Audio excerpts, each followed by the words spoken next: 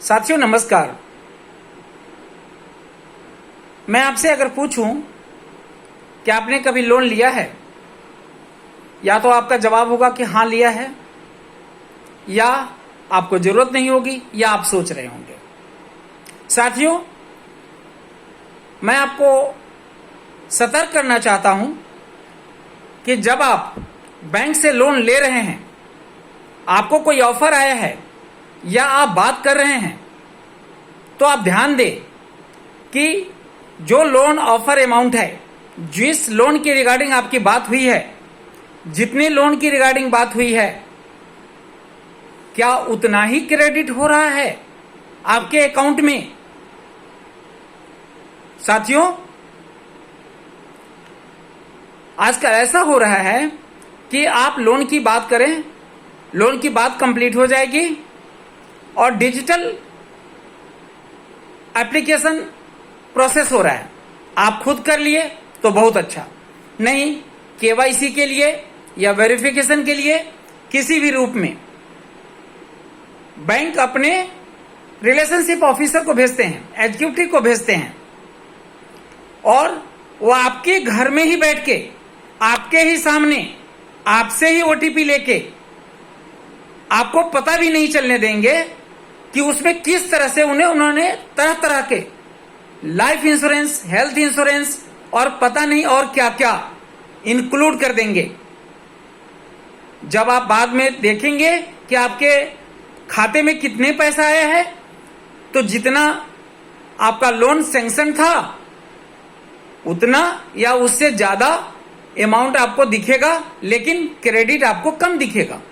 अब आप सोचेंगे कि ये पैसा गया कहां, पैसा जाता कहां है। मैं बताता हूं, ये आपके बिना सहमति के, बिना बताए हुए लोन के साथ साथ आपको health insurance, medical health insurance, life insurance और लोन को प्रोटेक्ट करने का इंश्योरेंस देते हैं। मैं इंश्योरेंस का विरोध नहीं कर रहा हूं, आप इंश्योरेंस लीजिए। मैं समझता हूं कि आप इंश्योरेंस ले चुके होंगे, चाहे वो लाइफ इंश्योरेंस हो, हेल्थ इंश्योरेंस हो, आपके पास हो भी, लेकिन आपके बिना सहमति के, छुपा के, चालाकी से आपको ये दे देते हैं। लोन प्रोटेक्ट करने का लेना चाहिए, खास करके जब बड़ा अमाउंट हो तो लेना चाहिए, लेकिन कुछ भी मेरी सहमति से। मैं इतनी तकलीफ में रहने के बाद ही लोन के बारे में सोचता हूं।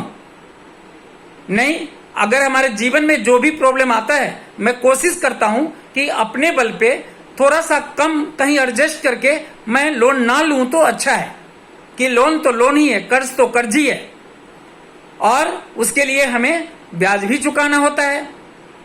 फाइनली जब हम लोन लेते हैं तो हमें इस बात को ध्यान रखना होगा कि कहीं हमारे साथ चालाकी तो नहीं हो रही है, डिजिटल फ्रॉड तो नहीं हो रहा है।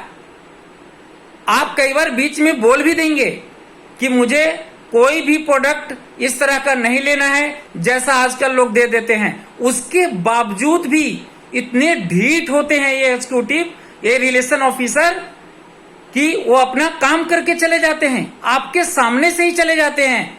तो सावधान रहिए और ध्यान रखिए। और जैसे ही अगर आपको लगता है कि जितना मेरा सैंक्शन अमाउंट था, जितना ऑफर लोन था, उसमें ज्यादा से ज्यादा प्रोसेसिंग फीस और जीएसटी वो लेस करके आपके अकाउंट में आना चाहिए। अगर नहीं आ रहा है तुरंत एक्टिव होइए। मैं ऐसे उदाहरण जानता हूं, ऐसे बैंक को जानता हूं जिनके लिए देश के महानायक अमिताभ बच्चन प्रचार कर रहे हैं, और उनको भनक तक नहीं होगी कि हो क्या रहा है। क्लाइंट के बताने के बाद भी घर में बैठ के इतनी चालाकी से वो लोन के बदले, लोन के साथ में तरह तरह के इंश्योरेंस देके चले जाते हैं। उसके बाद जो लोन लेने वाले हैं वो इतने परेशान होते हैं, आप उनके ऑफिस का चक्कर कटाओ, मेल करो, फोन करो, क्या हो रहा है एक्शन, नहीं हो रहा है एक्शन।